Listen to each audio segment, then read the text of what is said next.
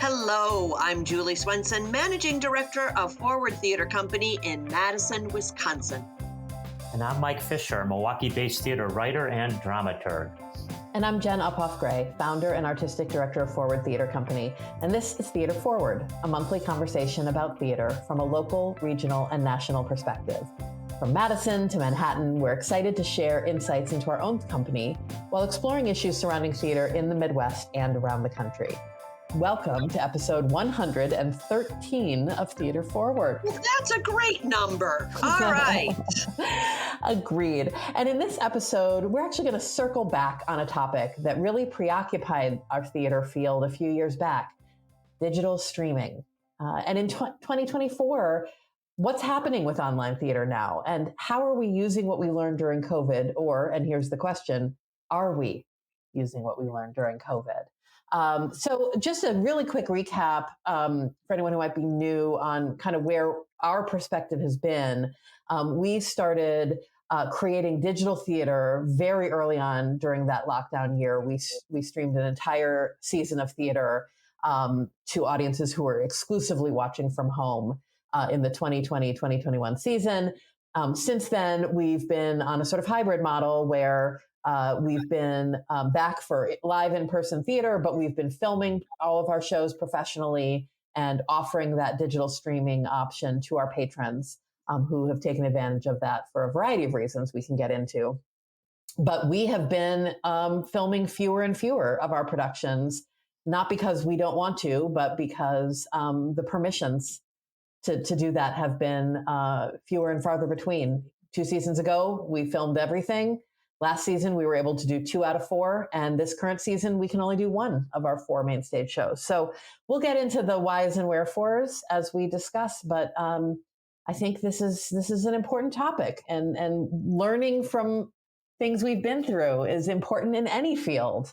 And so Mike, you see stuff all over, and I might throw to you first. You know, what are you seeing that you think the field has maybe learned from our year of enforced digital theater?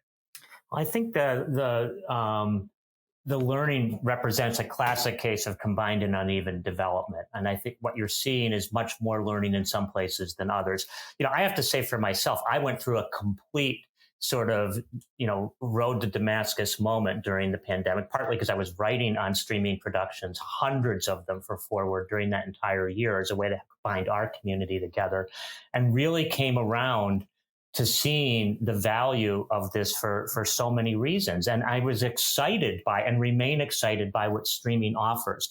I think what we're seeing now, to specifically answer your question, I subscribe to 3 streaming services: the Stratford Festival in Canada, National Theatre at Home in Britain, and Marquee TV, which is also very British centric. And I am so grateful for all 3 of these. They offer me opportunities. Just last night, I haven't watched them yet, the National Theatre just dropped new productions of A One-Man Uncle Vanya and People, Places, and Things, 2 productions I've been dying to see forever.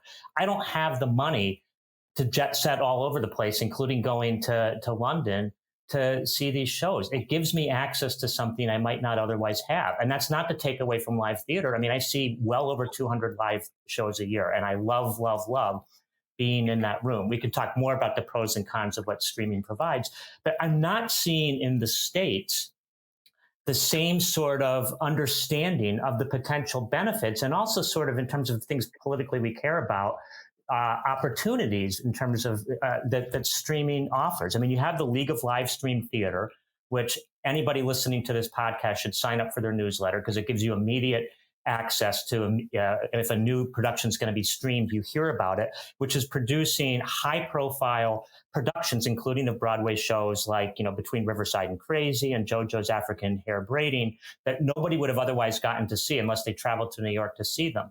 But those are exceptions.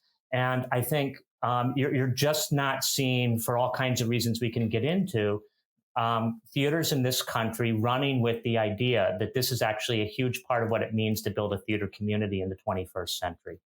It's an interesting thing. I agree with you, Mike, about the attitude here versus in England, in Stratford. What I'm seeing is this idea. Well, first of all, I will say I love the digital tickets that Forward provides. I would do it forever if we got the rights to it. I think there's value for our audiences specifically. There's people that go away in the winter. I've got a good friend in Philadelphia who has been a subscriber since the pandemic, watching our digital offerings. They are getting less and less, and it's the licensing companies that are preventing us from doing these digital versions. And there's this idea that, like Clyde's was already filmed on Broadway, so somehow the digital offering of Forward Theater will compete, or I'm not sure I understand the thinking, and I think it's a little short sighted. I do think it prevents people from enjoying what we have to offer if they're not feeling well or if they're in other places in the country. But it's not specifically to Forward. It is exactly as you said. There is something about this attitude in the United States that it's not really theater. As long as we've got one version of a digital play, we don't need another version. I don't quite know what the thinking is. I just know that we're being prevented from doing it. Yeah, and for those listening who may not be sort of, insiders, in order for a theater company to offer a filmed digital ticket to their shows, there's really kind of three entities that have to sign on and make it possible. I mean, the first is that the theater company itself has to want to do it, and a lot of theater companies don't. It's expensive and it's a lot of work. And we can talk about the expenses and the work if possibly later in this conversation, but theater companies have to want to do it. Okay, let's say you want to do it. If you're a professional company, you need permissions from the actors unions and the other unions that are relevant to our work.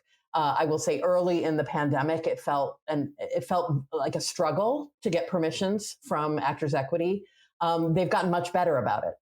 To be honest, right now they're extending permissions into 2025, and so that's great. That has been, there's a lot of restrictions on how you can sell tickets and how widespread you can offer the streaming and all of that. They are certainly trying to protect the work of their members, but they have gotten more open to this idea of allowing theaters to stream the work of their members.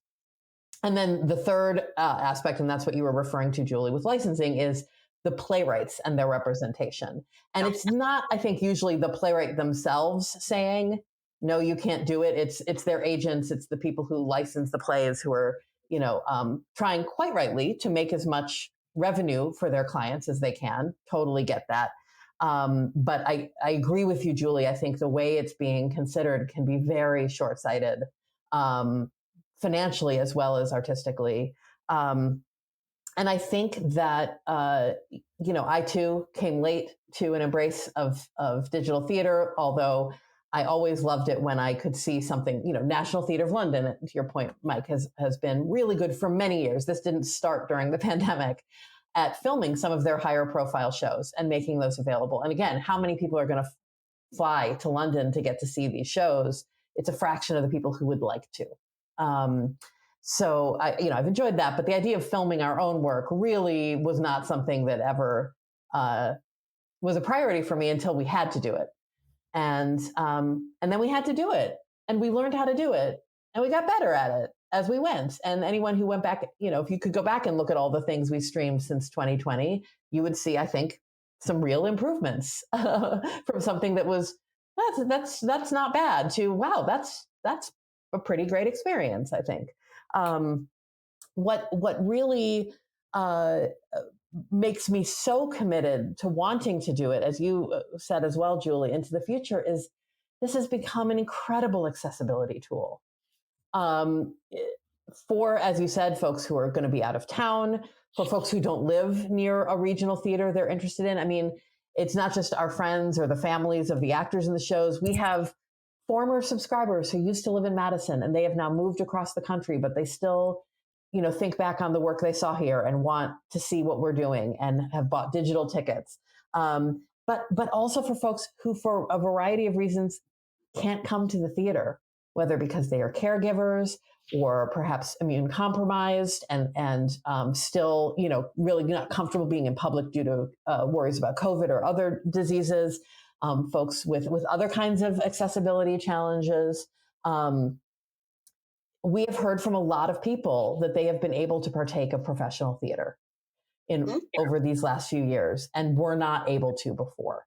And all our theaters are doing so much work to try to be more accessible. And this is a really concrete way that we can do that. And we offer closed captioning, as some of our patrons have been aging and I have talked to patrons who were subscribers and they love our theater.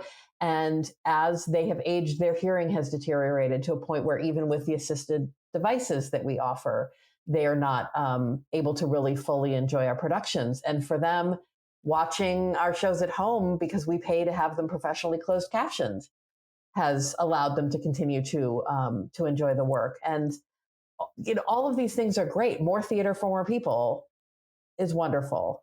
But theaters like ours don't have a lot of control over whether people are going to agree to let us do this or not. I think it's another example of, which we've talked about in many contexts, in many of these podcasts, the egregiously New York-centric focus of American theater, which is where most of these agents and a lot of these playwrights are based. And they talk a good game in their plays and in public fora about their commitment to a theater for everybody, but they don't actually subscribe to that because they're not making it possible for the many, many millions of people outside of the New York City area that don't have the money or the time to go to New York and see a production to see these shows. And so what you end up is a bunch of fat cat tourists who are paying $400 and $500 a ticket to see a Merrily We Go Along in New York because there's not an investment in the idea of a national theater community. I mean, there's all kinds of stuff we've talked about in terms of the distinction between New York theater and regional theater. And this is just another manifestation of how that gets played out. And it's the regional theaters like ours that frankly get shafted by this process. And Jen, as you alluded to, the people who would like to see these shows who maybe aren't, this isn't just about, not being able to go to New York. It's about one of the most exciting and upcoming directors in America today. And I use those words without any exaggeration. Michael Burke, who is directing the King James production that is on stage now at Forward, whose work should be seen by everybody from coast to coast, and who has lots of friends in Chicago, which is where he is based, who presumably can't all make the journey up, either because of time or money or whatever, to Madison to see yet another glorious piece of his work on stage. Why wouldn't we want a world in which everybody could be exposed to this incredible rising talent? Not to mention the two incredible actors and designers that help make this production happen. I just don't get it. It feels almost criminal to me. Why wouldn't we want actors like Colleen Madden and Tracy Michelle Arnold and Jim Ridge, who are three of the great actors on the American stage today, to be seen by people all over the country instead of just the small select few who know about this great secret known as American Players Theater? It's not right in terms of, if we care about a community, which is the argument that often gets made for why virtual productions are wrong, we are not doing service to the theater community in this country if we do not allow access to more people to those kinds of talents just because they happen to live in and have dedicated their lives to making great theater in the great state of Wisconsin. Very beautifully said, Mike. And I think what's so interesting to me is that, I'm not going to usually invest a lot of my energy in trying to make a sort of moral or idealistic argument with someone whose job is to protect an economic, interest. But what's fascinating to me is that I think there's a lot of evidence that it's economically smart to allow more streaming. You look at, they filmed the Hamilton production and they released that, and it certainly did not hurt their box office either on Broadway or for the national tours. It whetted people's appetite to have that live experience. Clyde's, and I think we've talked about this on the podcast before, Lynn Nottage's Clyde's filmed the Broadway production, and it was a big, sort of groundbreaking thing where you could buy a ticket to see the film production, but it was happening live. Like you had to log in at a particular time. You were seeing what was happening on that Broadway stage at that moment. And it was this big experiment with all of the unions. And I think the fact that they did that is one of the reasons why the following season, Clyde's was the number one most produced play in the country at the regional theaters, because a lot of artistic directors were able to watch that and go, ooh, I think that would be good at my theater. And then that playwright got royalties from theaters all over the country doing that play, because I think a big factor is because it had been streamed. And so figuring out how to make this economic argument for these stakeholders so that they understand that this is not just intellectually, artistically, idealistically a good thing for the betterment of the field. It would be great if that was a sufficient argument, but also that this serves their clients. As to your point, Julie, it's not going to hurt the royalties that they were getting from that version of Clyde's if they'd allowed us to stream ours to our loyal fans, right? It's going to be good for everybody on so many levels. But I think that it's not just, this isn't only on playwrights agents and licensing teams that won't allow it, because they've been reasonably generous until the last year or so. Again, 3 seasons ago, we got permissions for everything. Most theaters had stopped doing this anyway. Right. We're one of the few that we're one of the few. And yeah. So that's also part of the problem is when it was being allowed, very few places were doing it, and sort of figuring out why was that. And again, cost, both in time and funds, is a big factor. It's hard to blame an overworked staff or a theater that's running a deficit because of, inflation and diminishment of subscribers and all of that due to the pandemic. It's hard to fault them for not having the resources to take on something additional. But, have we seen examples of the field taking these things that we've learned from the times we were streaming and carrying that forward in other ways? Like an example I can think of it forward is, even though we're filming and streaming many fewer of our productions because we're not being allowed to, but we, for the last 12 years or so, have offered live pre-show lectures every Thursday and Sunday, an hour before curtain. And during the pandemic, we filmed those, giving information on the show and the playwright and the production team and all of that. And now when we went back into live performance, we still offer the live lectures Thursday and Sunday, but we also stream those lectures on our website for people who aren't coming on those nights. And we've seen an exponential growth in the number of people who are looking at that. So even if some of these plays that we do can't be filmed, what are some other ways that we could, or that we're seeing other theaters take advantage of online opportunities to continue to serve and grow that audience? We've gotten good at that now. We've got a way to film things. We've got a million ring lights in our office right now. Theaters are good at that now. I think the pre-show lecture we've done a welcome to Overture Center, and if we can't do the shows, I still think there is some really great opportunity for sort of digital offerings. Maybe in the future we go back to doing a digital reading, which we did, so many at the time when we were all in our home offices and on our couches. But I don't think it's done. I am not optimistic that we will have a whole season where we can offer a digital ticket again. I don't know about that, Mike. I would love for that thinking to change. I'm not optimistic it will in the near future, but there are so many other things we're doing digitally that we recognize as really helpful. And that feels good to do. I think it will. I mean, I am more optimistic, but partly because I 100% co-sign Jen's economic argument. I mean, she's right. Jen, you're right. I mean, if you were appealing just to the idealism of people, well, even in the great world of theater, that only takes us so far. But, again, the classic example, and you gave some others, the sort of macro example, which I'm sure, going back to our last podcast, our beloved Scott Hayden will be familiar with, is baseball for years refused to put stuff on TV. They thought it was going to cost them people going to games. They thought it was going to hurt the product. And so Pete Rozelle at the NFL said, fine, I'll eat you for lunch, which is why the football is now America's national pastime. Because football embraced what TV offered as an opportunity to not just grow market share on television, but to grow through that and through the merchandising that went with that, opportunities for people to come to stadiums. And I think that eventually playwrights and their agents are going to see that it actually increases the hunger for their product.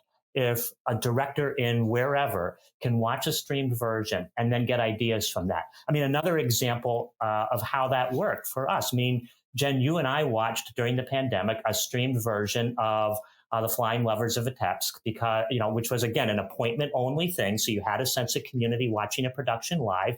You were then able to share that after we filmed it with the director of Northlight Theater, the amazing BJ Jones. And right now at Northlight Theater, that show is on stage, a show which had gotten very little play outside of Britain before it was streamed to America during the pandemic. And now it's got some momentum behind it. So you've got theaters across the country that are talking about their commitment to new work, to the second show, because the world premiere is often, after that happens, often a show just fades away. Well, this is a way in which you can put your money where your mouth is. And yes, it's expensive, but it can accomplish, really, really great things and grow the sense of community, especially if you do have it as appointment viewing. And I don't have a problem with that, requiring people to show up and watch rather than on demand at a time when a live performance is happening. It enhances the sense of community. You can even allow, in the context of that, Julie, to your point, and Jen, your point about expanding the ways in which we can use digital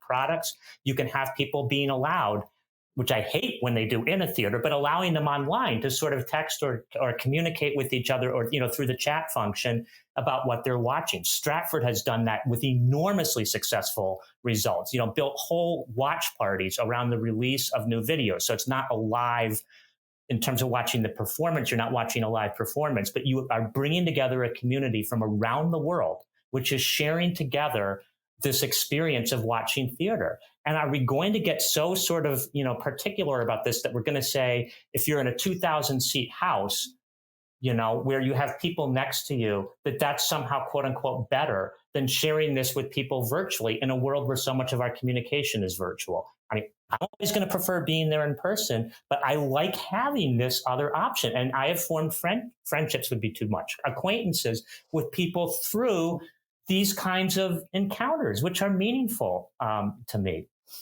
Yeah, I love all of those options. That sort of appointment TV, live streaming thing, and I think we've talked about this before. There's so many wonderful aspects to that, and then there are other things that are challenges. Having the on demand, there's so many advantages to that. There's things that you lose, just like there are advantages, and I'm with you. I think supreme advantages to experiencing theater live in person with other humans. That is always going to be, in my opinion, the best, absolutely highest, Amen. Iteration of the work that we do. But to say it can be the only iteration of the work that we do feels exclusionary and short-sighted and really kind of digging heels in and saying it can only be the way it's always been, or else it's not, it's not acceptable. And that sort of thinking doesn't really benefit us in any field. I really wish there were more opportunities, more regional theaters continuing to film when they can. I've certainly enjoyed checking out some programming of things that I'm interested in that were happening at other theaters. that, because we do so much new work and sometimes it takes a while to get our hands on a script. It's very exciting to me when a regional theater is going to premiere something and they offer a digital ticket. And I can go and experience that play and think as an artistic director, yeah, should we do that? Or, ooh, look at that director's work. Ooh, look at that designer. I wish we were seeing more of it. It's exciting when there's a Broadway ticket being streamed, but I'm even more excited when regional theaters have something we can access. Yeah, another sort of, go ahead, Julie. I just get quickly on my fondest memories of the pandemic era was we had watch parties too. And we would send, we had sort of a pre-show thing, then we'd send everybody off, watch the show in 2 hours, we're gonna come back and kind of do our traditional talk back. And the sense of community in that was unparalleled. And I would love to do that again. But we can only do that again if we have a product that people can all see at the same time. Yeah. Go on, Mike, what you were going to say. I was just confirming. I've lost whatever it was because I'm just inspired by your vision of community. Oh, I know one thing I was going to say. I mean, one of the promising, we were talking about other ways of doing these things. I mean, you're seeing things like this podcast, which started way before any of our thinking had completely changed on anything. That's one. You have a lot of theater companies do that. What I'm really loving is the more sustained chats that you get in sort of featuring a production. So not the 2 or 3 minutes of clips and quick interviews with actors. Those are great and important, and lots of theater companies do those. I'm thinking more along the lines of the more sustained chats. Orange Schroeder, a board member at Forward Theater, played a huge role in this at American Players Theater, sort of involving more sustained chats with actors or directors that you can access through the APT portal. I mean, Stratford has something where you have 40 to 45 minute chats where they take 2 of the directors of 2 of the season's 12 shows and they sort of rotate them around and sit them down to talk about the play. So you're getting these amazing beings like one of those I'm looking at on this screen right now, Jen Gray, who can talk about what they're thinking is about how something came together. It's not only exciting, but it really is educating for those of us in an audience to sort of think through how a piece comes together, what the vision is that shapes it and makes it happen. So it's an enhancement to the theater going experience that actually is even better than just having the live experience, because it gives you insights that we allow through our talkbacks after live shows that this could be now shared with everybody. It's pretty special. Right. So it's that kind of creative thinking of, great, now that we've gotten better at filming things, gotten better at uploading videos to our websites, gotten better at making this content, and that we've got an audience that is now used to going to our websites and looking for digital content, how can we take advantage of both sides of that equation? And a lot of these are things that some companies were doing before the pandemic, but obviously the skill sets change. So making sure that playbills are available digitally online. We frequently will do a lecture series related to the content of some of our productions, filming them, making them also available online, not just for the people who were able to attend in person. Prior to the pandemic, we didn't really ever film those. Now we try to do all of them when we can.